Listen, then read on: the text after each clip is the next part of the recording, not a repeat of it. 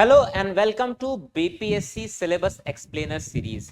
Today we will be discussing about the BPSC GS paper 2 part 1 that is mostly related with the polity and governance. Okay. So let's start. So the first theme or the topic is salient features of the Indian Constitution, and you will see here कि ये one of the favorite topic of BPSC है. Almost हर साल they are asking several questions from this particular topic. For example, in 69th Mains, they asked about the amendment procedure, constitutional amendment procedure, not just related with the Article 368, but beyond that. Okay.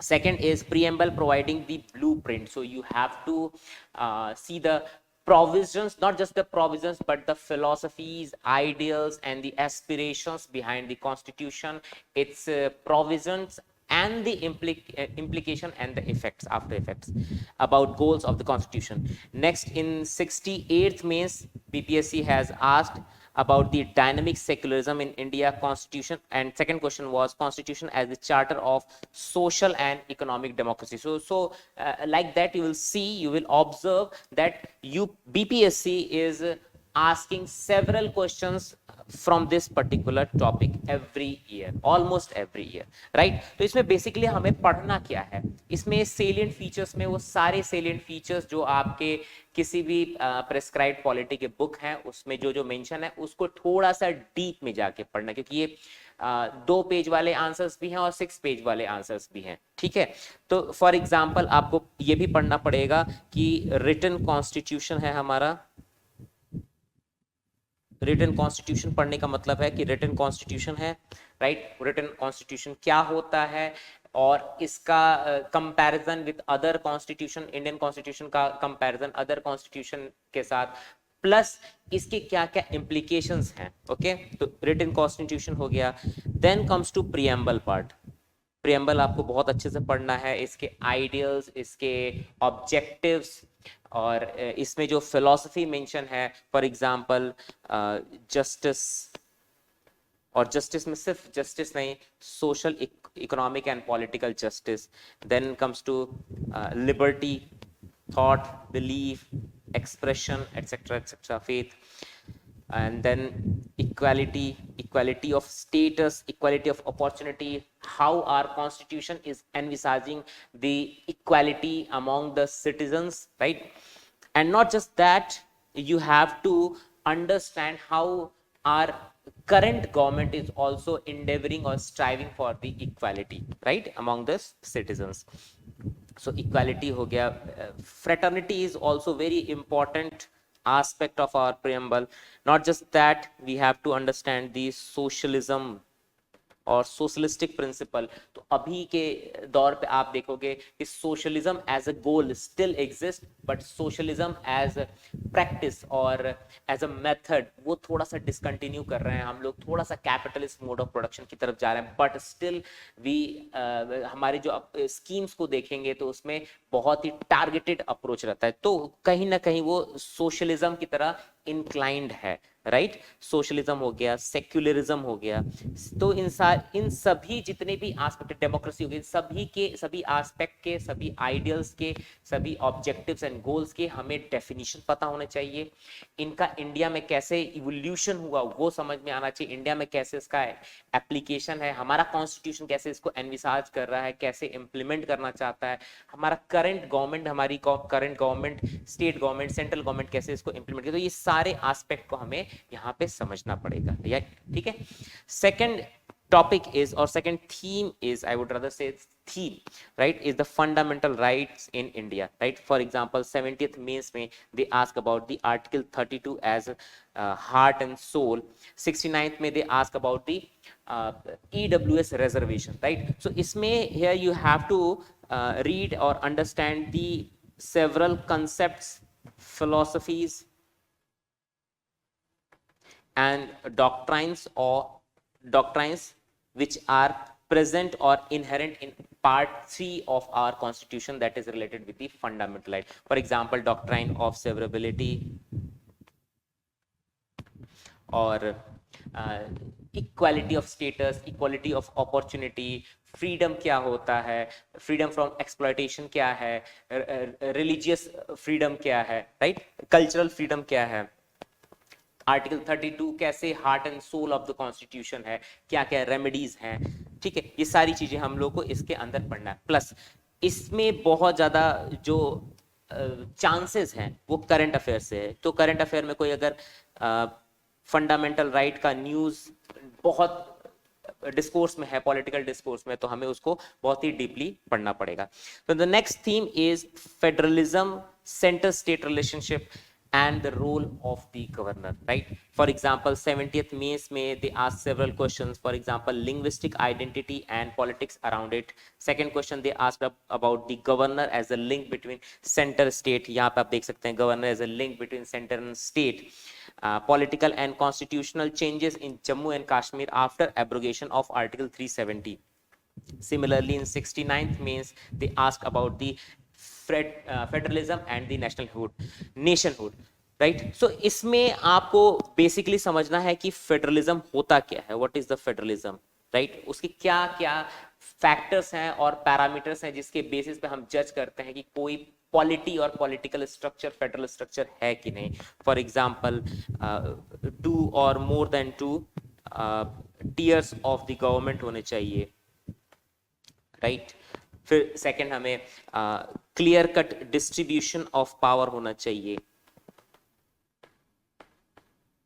Right.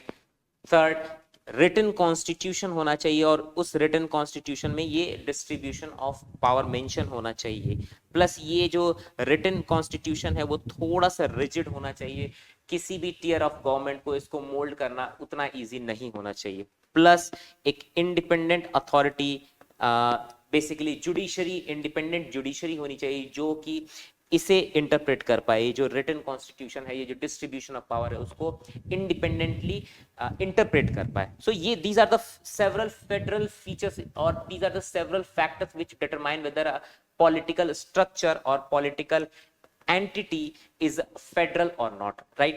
और फिर इसमें हमें देखना पड़ेगा how our constitution is envisaging the federal structure of our Indian political system, right? Then we have to understand the problems which are inherent in the federal structure, how Indian federalism is more inclined toward the unitary structure, or how we are having a unitary biased political system, right. तो ये सारी चीजें हमें पढ़नी पड़ेंगी। Plus इसके अलावा जो करंट अफेयर में जो फेडरलिज्म से रिलेटेड बहुत ही अच्छे इश्यूज हैं, जो इंपॉर्टेंट इश्यूज हैं, उसको हमें बहुत अच्छे से पढ़ना पड़ेगा। फॉर एग्जांपल, ये जो लिंग्विस्टिक आइडेंटिटी वाला केस था, because of new education policy और 3 लैंग्वेज फार्मूला, और उसकी वजह से जो साउथ इंडियन स्टेट्स जो उसको उसके अगेंस्ट थे, इस पॉलिसी के अगेंस्ट थे, वो कैसे कैसे अफेक्ट कर रहा है हमारे फेडरलिज्म को। प्लस गवर्नर का रोल हमेशा ही न्यूज में रहता है।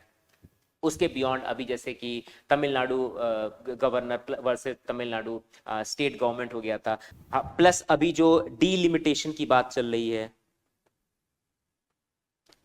और उसकी वजह से इश्यूज क्रिएट होने वाले हैं। जीएसटी स्लैब्स और जीएसटी स्ट्रक्चर, इसमें जो चेंजेस आते हैं, कैसे कॉम्पनसेट करेंगे स्टेट्स को। तो ये सारे बहुत सारे जो अभी इश्यूज हैं, करंट इश्यूज हैं, जो फेडरलिज्म को अफेक्ट कर रहे हैं, वो सारी, जैसे 1 नेशन 1 इलेक्शन भी एक टाइप ऑफ चैलेंज है जो हमारे फेडरल स्ट्रक्चर को चैलेंज कर सकता है। तो बहुत सारे ऐसे चैलेंजेस हैं जिसको हमें समझना है, और उसको अगर वो एग्जाम में डायरेक्ट नहीं भी पूछ रहा तो भी हमें उसे आंसर्स में इनकॉर्पोरेट करना चाहिए, right. Next theme is separation of power, judicial review, judicial activism, basic structure theory and collegian system. So basically ये कहना चाह रहा है कि जुडिशरी को पढ़ना है हमें, ठीक है। जुडिशरी में हमें क्या पढ़ना है? जुडिशरी का स्ट्रक्चर, जुडिशरी का फंक्शन, राइट, जुडिशरी के powers, and how we are maintaining the autonomy of the Indian judiciary और Indian judicial system, right. So Indian judicial system की ऑटोनॉमी, राइट। और प्लस जो इश्यूज हैं, चैलेंजेस हैं जो इंडियन जुडिशरी के सामने चैलेंजेस हैं या उनमें इनहेरेंट चैलेंजेस हैं, वो हमें यहाँ पे समझना पड़ेगा, मेंशन करना पड़ेगा। For example, corruption, ambiguity or opaqueness in the collegium system, right? Judicial abdication, judicial overreach, ये सारी जो फैक्टर्स हैं, judicial insensitivity towards women causes, right? So these are the several factors that we need to understand here, right? और उसको सबको हमें पढ़ना भी है और अपने आंसर्स में इनकॉर्पोरेट करना है। तो ये बेसिक थीम है, उसके अंदर हम लोग को बेसिक स्ट्रक्चर के साथ साथ बहुत सारे जो भी इंडियन जुडिशरी के साथ साथ प्रॉब्लम्स हैं, चैलेंजेस हैं, उनको हमें यहाँ पे पढ़ना पड़ेगा, right? Next topic is local self governance in India. ये जो हमारे थर्ड टीयर की गवर्नमेंट है, government governance fund function and functionaries से रिलेटेड जो जो चैलेंजेस हैं, और जो रिसेंट में अगर कोई रिपोर्ट वगैरह है तो हमें उसमें पढ़ना पड़ेगा, और इसमें बिहार के पर्सपेक्टिव से ज्यादा पढ़ना पड़ेगा, राइट? प्लस इसका जो स्ट्रक्चर और फंक्शन है वो हमें देखना ही देखना है। फॉर एग्जाम्पल 70th मेंस में they asked about the 73rd 74th amendment act and how this act was empowering the women specifically in the Bihar region, right? In the 69th mains they asked about the local governance and its working in Bihar. So Bihar के point of view से हमें local self governance को पढ़ना पड़ेगा, इसके structure को, function को, इससे जो challenges related हैं, fund function and functionaries से related challenges, वो सारी चीजें हमें यहाँ पे पढ़नी पड़ेंगी, right?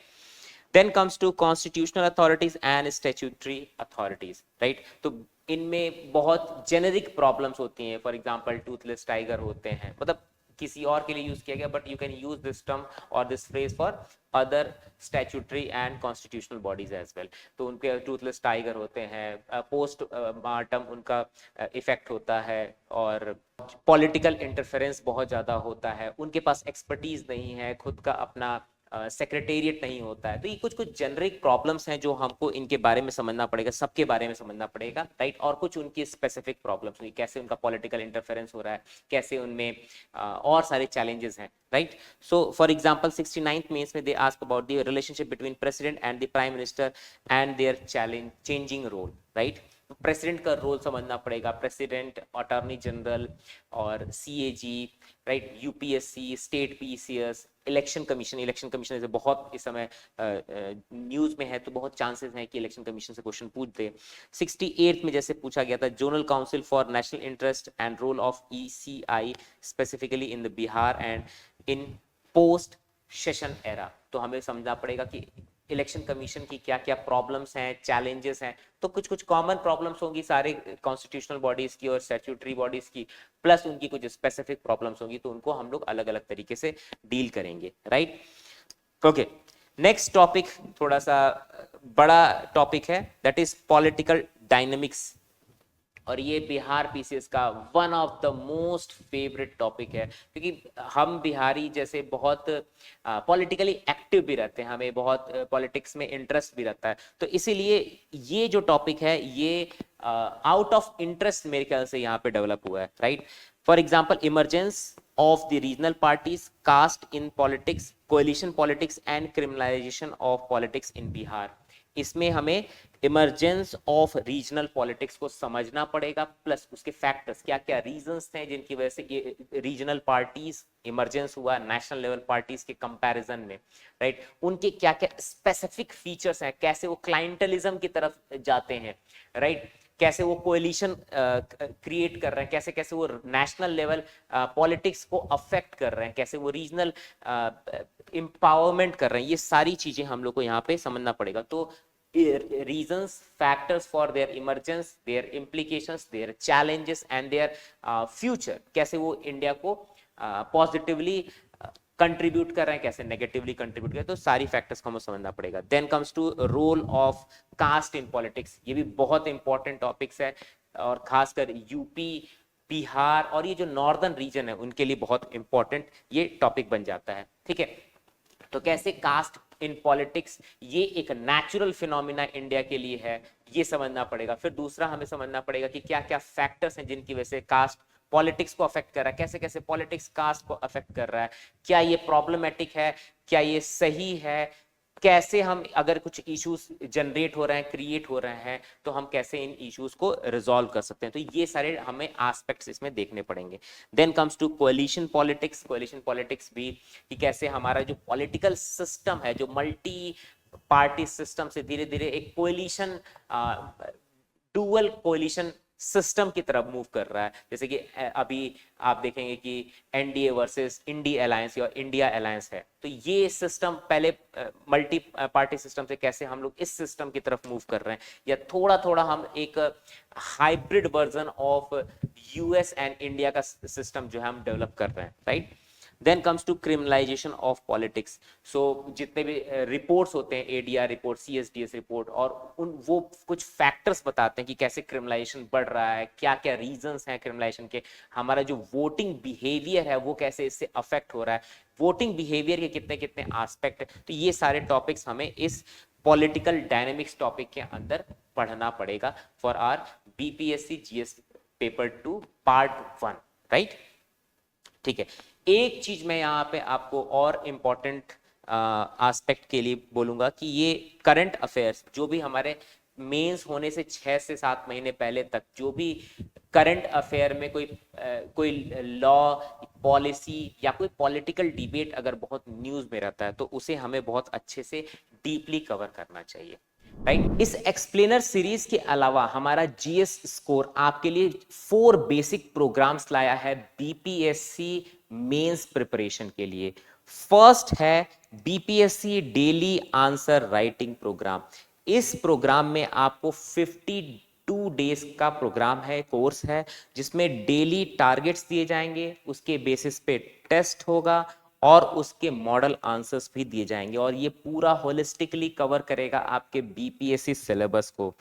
सभी के सभी टेस्ट में एटलीस्ट 7 क्वेश्चंस होंगे, और इस 52 टेस्ट के अलावा आपको 4 फुल लेंथ टेस्ट जीएस के और 6 एसे टेस्ट भी मिलेंगे along with the solution, right. Second program है बीपीएससी पीवाईक्यू राइटिंग प्रोग्राम। ये बहुत ही यूनिक है और ट्रस्ट मी इस प्रोग्राम से सबसे ज्यादा बेनिफिट मिलता है, राइट। ये 45 डेज प्रोग्राम है जिसमें डेली टारगेट थीम्स दिए जाएंगे, जैसे हमने अभी थीम डिस्कस किए वैसे ही थीम्स आपको दिए जाएंगे, और हर एक थीम पे क्वेश्चन सेट्स भी दिए जाएंगे जो पीवाईक्यू ही होंगे, और उनका कंप्लीट सॉल्यूशन क्लासेस में मिलेगा विद डिक्टेशन, राइट, जिससे आपका बीपीएससी का सारा सिलेबस कवर होगा, प्लस आंसर राइटिंग प्रैक्टिस भी होगी, और आपका एक सेंस ऑफ अकम्प्लिशमेंट भी होगा, राइट, और आंसर राइटिंग एनरिचमेंट क्लासेस भी उसमें इन्वॉल्व होंगी, राइट। तीसरा प्रोग्राम है जो कि BPSC mains test series program है। इसमें 24 कॉम्प्रिहेंसिव टेस्ट होंगे, 14 sectional, 6 essay and 4 full length test of GS test papers or question papers, right, with solution, evaluation and one-on-one mentorship। Even जो और भी 2 प्रोग्राम से उसमें भी one-on-one mentorship आपको जरूर मिलेगा, और वो भी डायरेक्ट फैकल्टीज के द्वारा, right. And last program is BPSC mains test series cum crash course program. तो इस टेस्ट सीरीज के साथ साथ आप अपने पूरे सिलेबस को क्रैश कोर्स के माध्यम से भी खत्म कर सकते हैं, समाप्त कर सकते हैं। उसमें 24 टेस्ट होंगे और ऑलमोस्ट 28 क्लासेस होंगी 2-2 घंटे की, जो कि आपके सिलेबस को कंप्लीट करने में आपकी हेल्प करेंगे, राइट। ये सारे जो कॉपी इवैल्यूएशन है आपके यहाँ पे फैकल्टी ही इवैल्यूएट करेंगे, ना कि कोई ऐसे जो नॉर्मल कोचिंग इंस्टीट्यूट वाले बच्चों को दे देते हैं कॉपी इवैल्यूएशन का। तो यहाँ पे फैकल्टी ही आपकी कॉपी चेक करेगी, प्लस आपको 1-on-1 मेंटरशिप जो देंगे वो डायरेक्ट फैकल्टीज ही देंगे, राइट। सो आपको जैसी आपकी सूटेबिलिटी होती है, जैसा जैसा आपको सूट करता है, आप वैसा प्रोग्राम चूज कर सकते हैं, right. Thank you so much.